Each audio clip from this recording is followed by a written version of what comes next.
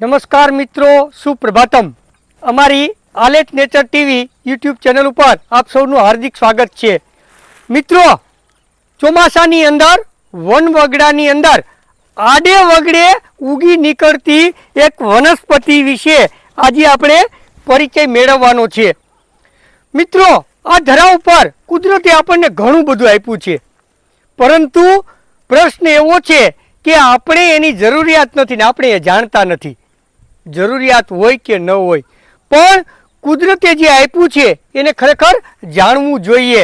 તો આજે આપણે એક એવી વનસ્પતિનો પરિચય મેળવવાનો છે કે જે તમને આડે વગડે જોવા મળે અને ચોમાસામાં જ હોય મોટે ભાગે.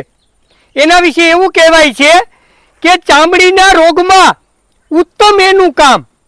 ચામડીના રોગમાં ઉત્તમ એનું કામ, ચોમાસામાં જોવા મળે, કુંવાળીઓ એનું નામ. તો આ જે કુંવાળીઓ છે એ કુંવાળીઓ વનસ્પતિ વિશે આજે આપણે માહિતી મેળવવાની છે. તો જોઈએ કુંવાળિયા વિશે. આ કુંવાડિયાના છોડ છે. વરસાદ થતાં જ આ વનસ્પતિ આડે વગડે ઉગી નીકળે છે. કુંવાળીઓ વર્ષાયુ છોડ છે. તે 2 થી 5 ફૂટ ઊંચા થાય છે. ગુજરાતીમાં તે કુવાડિયો અથવા પોવાડિયોના નામે પણ ઓળખાય છે. હિન્દીમાં તે પમાડ, પનવાર કે ચકુંદાના નામે ઓળખવામાં આવે છે. સંસ્કૃતમાં તેને પ્રપુન્નાદ કહેવામાં આવે. તેમજ તેના બીજા સંસ્કૃત નામ ચક્રમર્દ અને દદ્રુઘ્ન છે, જેનો અર્થ દાદર મટાડનાર એવો થાય છે. અંગ્રેજીમાં આ છોડ પોટકેશિયાના નામે જાણીતો છે. તો તેનું શાસ્ત્રીય નામ કેશિયા ટોરા છે. જ્યારે કચ્છ બાજુ તેને પુંવારના નામે ઓળખવામાં આવે છે. કુંવાડીઓ જ્યાં ઉગે ત્યાં જથ્થાબંધ ઉગી નીકળે છે. કુંવાડીઓ મોટે ભાગે પડતર જમીનમાં, ચરિયાણ વિસ્તારમાં, રસ્તાની બાજુએ, પાણીના ખાડાઓની આસપાસ તેમજ ડુંગરાવ અને જંગલ વિસ્તારમાં જોવા મળે છે. અત્યારે સૌરાષ્ટ્રના વિસ્તારોમાં જે પુષ્કળ પ્રમાણમાં દરેક જગ્યાએ જોવા મળે તે જંગલી કુંવાળીઓ છે, જેનો પરિચય આપણે અલગથી મેળવશું. આ કુંવાળીઓ છે એ પણ જથ્થાબંધ ઉગે, પણ એ જે જંગલી કુંવાળીઓ છે એનું પ્રમાણ અત્યારે ખૂબ વધી ગયેલું છે. કુંવાળિયાનો છોડ મોટે ભાગે જ્યાં હોય ત્યાં ઘણા બધા છોડ હોય અને એ જથ્થાબંધ હોય એટલે એકલ દાંડીએ ઊંચા વધેલા હોય છે. પરંતુ છૂટા છવાયા છોડમાં અનેક શાખાઓ આજુબાજુ ફેલાયેલી હોય છે. તેમાં એક સળી ઉપર 6 પાન આવે છે. પાન આંતરે આવેલા હોય છે. પાનની સળી 2 થી 2.5 ઇંચ લાંબી અને તેમાં 3 જોડી પાન થોડા થોડા અંતરે સામસામે આવેલા હોય છે. પાનની જોડીના પાન નીચેથી ઉપર જતાં મોટા થતા જાય છે અને મથાળાની જોડીના પાન સૌથી મોટા હોય છે. જોડીના પાન 1 થી 2 ઇંચ લાંબા અને 1 થી 1.5 ઇંચ પહોળા હોય છે. પાનનો રંગ લીલો અને પાકતા પીળો થઈ જાય છે. પાન સહેજ જાડા હોય છે. તેને ચોરતા ચીકણા લાગે છે. તે સ્વાદે ગળ્યા, કડવા અને તુરાશ પડતા હોય છે.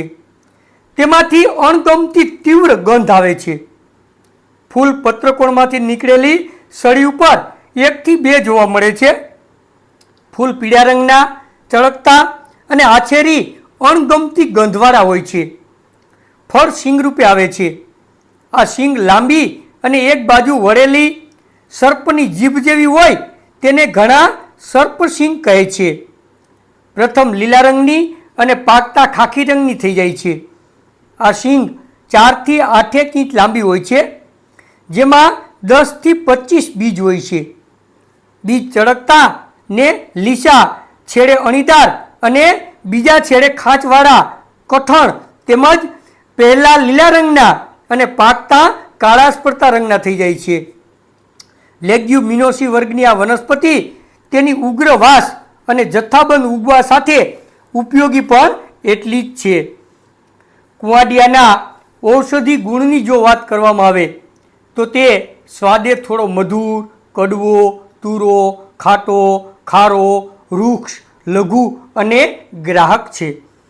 તે વાયુરોગ, પિત્તરોગ, દાદર, કફ, કોઢ, કૃમિ, દમ, માથાનો દુખાવો, વ્રણ, મેદ, વિષ, સોજો અને કોઢ દૂર કરનાર મનાઈ છે.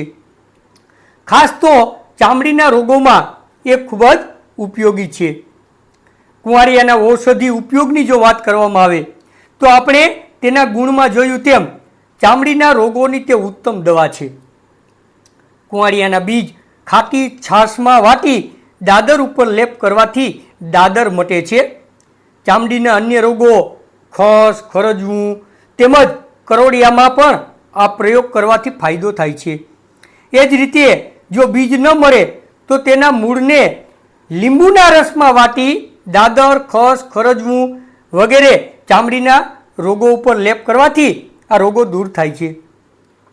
કુંવારિયાના પાનની લુગદી કરી ખરજા ઉપર 8-10 દિવસ બાંધવાથી ખરજવું મટે છે. આ લુગદી ન રૂજાતા ગુમડા ઉપર પણ ઉત્તમ કામ કરે છે. કુંવાડિયાના મૂળનું ચૂર્ણ સાકર સાથે લેવાથી લોહી શુદ્ધ થાય છે અને શીરસ મટે છે. શીરસ માટે આ ઉત્તમ દવા છે.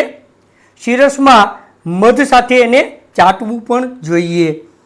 કુંવાડિયાના ફૂલ વાટી સાકર સાથે લેવાથી પેશાબમાં થતી બળતરા દૂર થાય છે. કુંવાડિયાના પાનની ભાજી કરી ઘણા લોકો ખાતા હોય છે.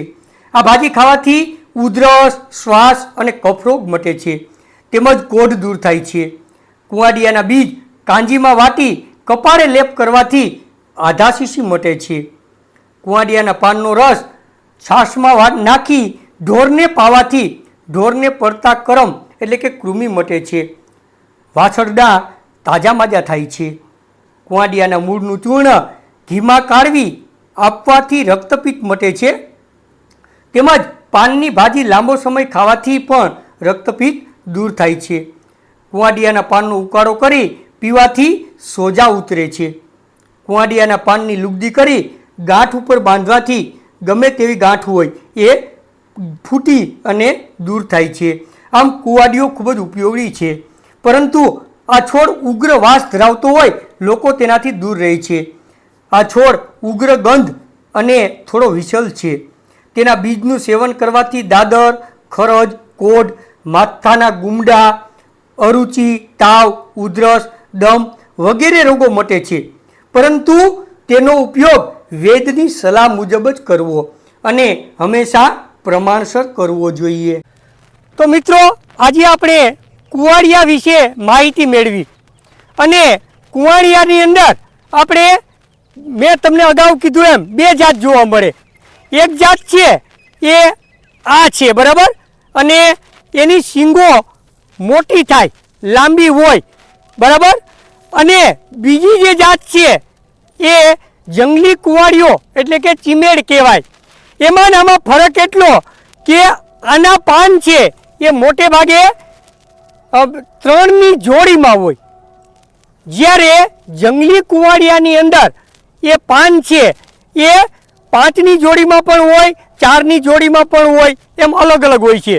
તો આજે આપણે આ દેશી કુંવાડિયા વિશે પરિચય મેળવો અને આની શીંગ છે એ મોટી થાય, જ્યારે જંગલી કુંવાડિયાની શીંગ છે એ નાની થાય. તો જંગલી કુંવાડિયાનો પરિચય આપણે પાછળથી મેળવવાના છીએ. તો આજે આપણે કુંવાડિયા વિશે પરિચય મેળવો. મિત્રો, એનો ઉપયોગ કરો અને હા, આપણું સૂત્ર છે, યાદ છે ને, મારું સ્વાસ્થ્ય મારા હાથમાં. તો મિત્રો, આવતા મંગળવારે ફરી નવી વનસ્પતિ લઈને આવું છું. ત્યાં સુધી રજા આપશો. નારાયણભાઈના જય શ્રી કૃષ્ણ.